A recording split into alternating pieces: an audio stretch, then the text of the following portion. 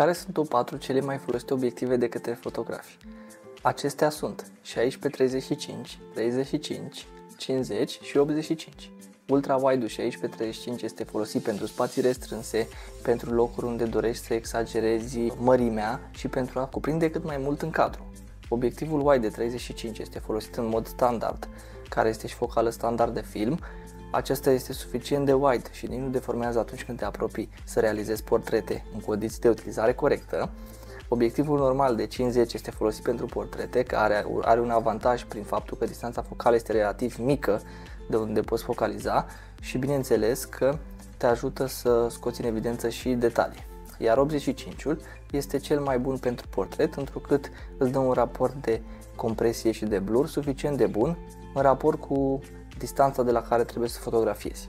Eu sunt Armando Radu, sunt fotograf de evenimente, mentor și om. Vrei să devii fotograf de evenimente sau să treci la nivelul următor? Accesează linkul din descriere și intră în grupul meu 100% gratuit.